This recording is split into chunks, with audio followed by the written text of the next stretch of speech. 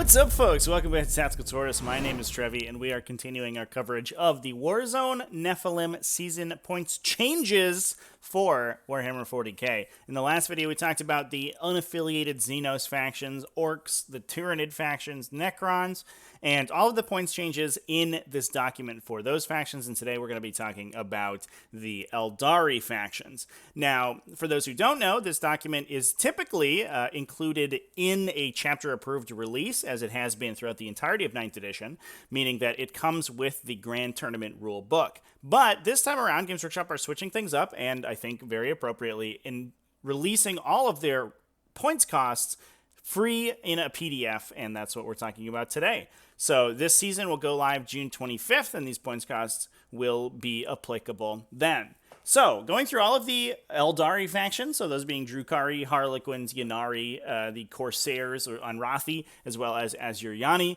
and it's a little bit of a roller coaster ride, so prepare yourself. Drukhari started with a single change, which is starting to reverse their previous nerf, going down to 11 points per model rather than 12. Everything else in the faction, totally unchanged, so that's pretty exciting. Harlequins, I was expecting some changes here, but they did get nerfed in the previous data slate with their Void Weavers getting absolutely slammed with a huge points increase. And today we only see a very light touch, that being Death Jesters going up from 55 points a model to 70 plus 15 points. That's it. That's all that happened. I was expecting to see maybe some changes to Troop Masters, potentially Harlequin player troops as well, but none of that is changing, and the faction's going to remain relatively the same. Corsairs, a couple of changes. Prince Uriel going up 5 points, and the Corsair Void Scarred unit getting some changes to its upgrades. The Shade Runner and Soul Weaver unit attachments are going up to 20 points, I believe, from 17 and 18, respectively. Next up, moving to Ynnari, we just have the 3 data sheets right here to talk about, and unfortunately, they've all gone up a little bit, which is a little bit surprising, given that we haven't really seen Ynnari doing too hot in the previous metagame. The Vicearch going up 5 points from 95 to 100. Yvrain also going up 5 points from 135. And the Incarn going up 10 points. We were starting to see Ynnari do a little bit, specifically with those characters, and we'll see if they continue, especially with the fact that Harlequins and Drukhari, have survived relatively unnerfed. So if you want to include some unnerfed units in your army, you can do that by subbing in some Ynnari instead of the normal Asuryani. But speaking of Asuryani, let's talk about these points changes, because it has been a tempest, an eldritch storm, if you will, of points increases to the faction. To start with, all of the Phoenix Lords have increased by 10 points, with the exception of Behareth, who went up 20 points. I think very deservedly so, because that guy is a big jerk.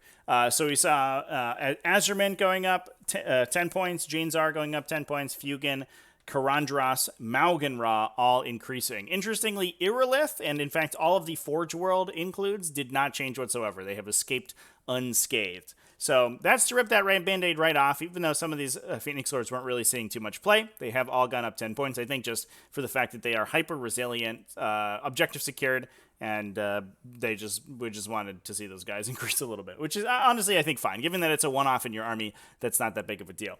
On top of that, most of the other characters also going up between 5 and 10 points. Autarchs and Autarch Skyrunners increasing 5 points apiece. The Avatar of Cain going up 10 points from 270 to 280.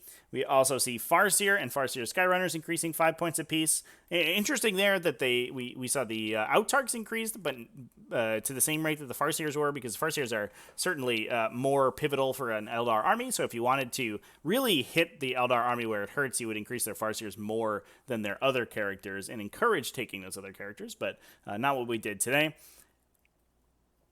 Spirit Seers also increasing 5 points. We also saw similar happen to a lot of the Eldar vehicles. So we see Wave Serpents and Falcons, as well as Fire Prisms, all increasing 5 points apiece.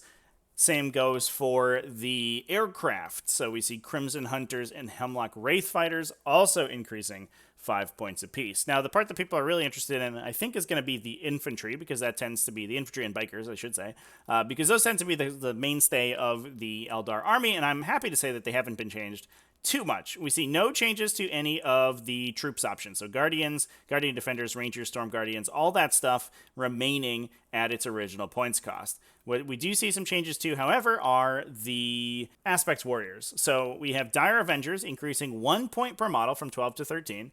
A little bit of a light touch there, I think, given how powerful Dire Avengers have been so far.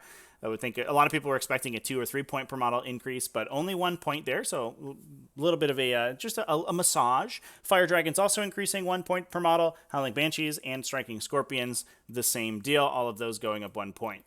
We see actually no changes to the Bikers whatsoever. So Shining Spears, Shroud Runners, Wind Riders, I think most interestingly, not changing at all. Those points costs are remaining identical.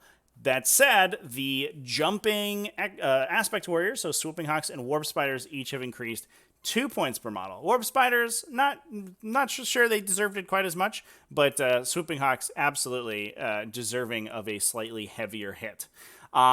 That said, there have been, interestingly, no changes to units like Vipers. Vipers have remained identical. Warwalkers have also remained exactly the same. And I think one thing that we don't have at the time of recording this video is the updated data slate release, which I believe has announced to be released tomorrow, June 23rd. That will have a change to the mechanics that make those units so powerful, that specifically being the Hail of Doom sub-faction ability that gives automatic rending wounds on hit rolls of 6, meaning that these Vipers and Warwalkers sporting several shuriken weapons could put a ton of rending attacks downrange with that automatic rending profile, and basically just be dealing dramatically more damage than their points cost would normally allow them to. Now, if we see a change to that, I think the Eldar faction is going to be changed significantly, especially with the breadth of these points changes. It wasn't that anything in particular went up a massive number of points. It's just that basically every unit that they've taken has gone up 5 points or so. So I think you probably end up spending maybe 100 points or so less on an Asuryani army with these changes in mind. That said, if we do see that sub-faction get changed, it is going to force people away from that Dire Avenger and MSU style of army and probably more into a standard Ulthway build that focuses more on the units that haven't been changed.